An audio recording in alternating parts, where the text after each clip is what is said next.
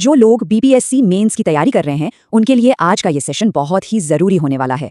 हम एक ऐसे टॉपिक पर बात करने जा रहे हैं जो एग्जाम में अच्छे मार्क्स स्कोर करने में काफी मदद कर सकता है, और वो टॉपिक है बिहार में पोल्यूशन कंट्रोल में साइंस और टेक्नोलॉजी का रोल। तो चलिए इस पूरे टॉपिक को एक शानदार आंसर के फॉर्मेट में तैयार करते हैं।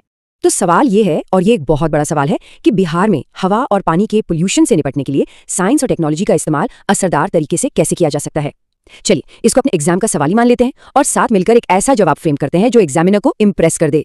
ठीक है, तो अपने आंसर को एक स्ट्रक्चर देने के लिए हम इस एजेंडा को फॉलो करेंगे। सबसे पहले बिहार में पोल्यूशन की प्रॉब्लम क्या है ये समझेंगे, फिर एयर और वाटर पोल्यूशन के लिए क्या क्या एस&टी सॉल्यूशंस हैं उन पर बात करेंगे। इसके बाद इंटीग्रेटेड मैनेजमेंट स्ट्रेटजीज देखेंगे और आखिर में एक सॉलिड कंक्लूजन के साथ इसे खत्म करेंगे। इससे हमारे जवाब में एक बहुत ही क्लियर और लॉजिकल फ्लो बनेगा। कहते हैं ना कि किसी भी प्रॉब्लम को सॉल्व करने का पहला स्टेप है उसे ठीक से समझना। तो चलिए सबसे पहले बिहार में पोल्यूशन की जो चुनौती है उसकी जड़ तक चलते हैं और प्रॉब्लम को डिफाइन करते हैं। तो सबसे पहले ये एयर पोल्यूशन है क्या? बिल्कुल आसान शब्दों में कहें तो हवा में ऐसे केमिकल, फिजिकल या बायोलॉजिकल एजेंट्स का मिल जाना जो उसे गंदा कर दें। हम बात कर रहे हैं PM 2.5 जैसे बहुत ही महीन कणों की, इतने छोटे कि वो हमारे फेफड़ों में बहुत अंदर तक चले जाते हैं, और साथ ही कार्बन मोनोऑक्साइड और सल्फर डाइऑक्साइड जैसी जहरीली गैसों की। ये सब हमारी हेल्थ और एनवायरनमेंट दोनों के लिए बहुत बड़ा खतरा है। और बिल्कुल इसी तरह है वाटर पोल्यूशन।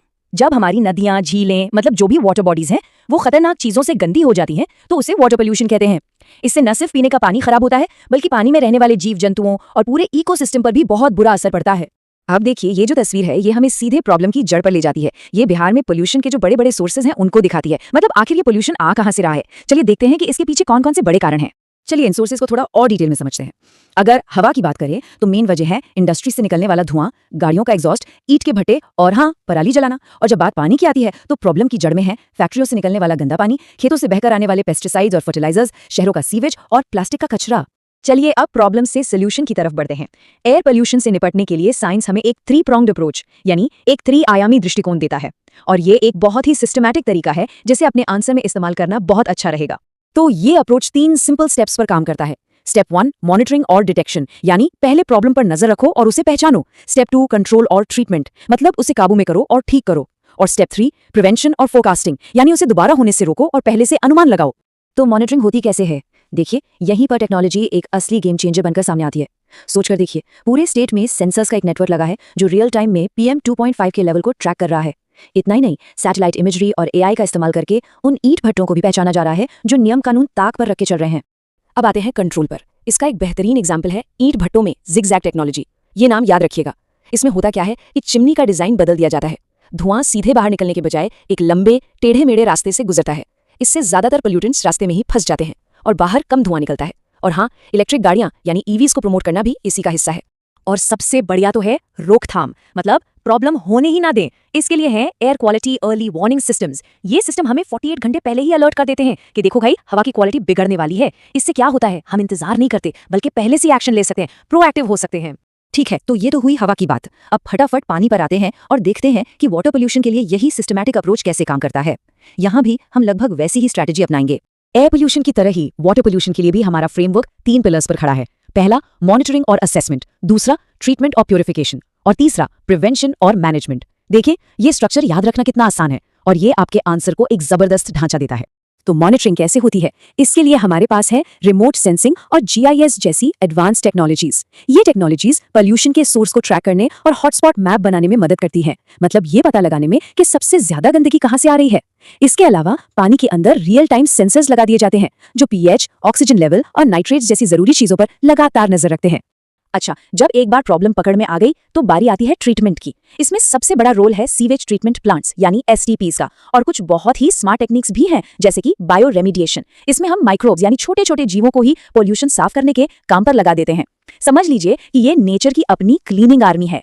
और जरा इस इमेज को देखिए, ये साफ साफ दिखाती है कि साइंस और टेक्नोलॉजी ने हमें पोल्यूशन से लड़ने के लिए कितने सारे हथियार, मतलब टूल्स दिए हैं।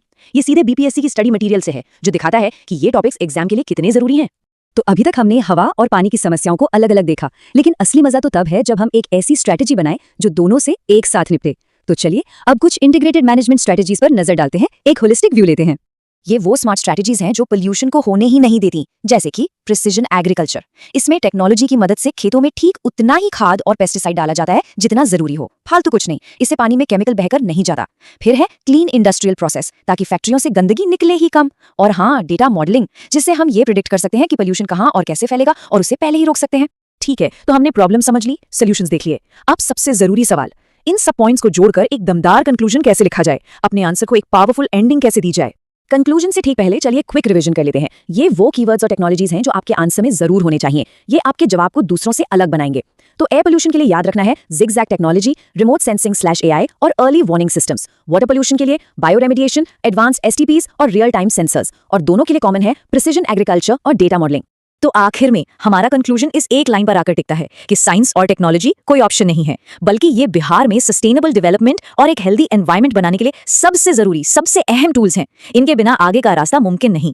तो इस पूरी चर्चा के बाद अब सवाल सिर्फ एक है, क्या आप इन सभी सोल्यूशंस को अपने एग्जाम में पूरे कॉन्फिडेंस के साथ लिख पाने के लिए तैयार हैं? क्योंकि याद रखिए, सिर्फ जानना काफी नहीं है, उसे अच्छी तरह से प्रेजेंट करना भी उतना ही जरूरी है। तो अपनी तैयारी में लगे रहिए। Best of luck.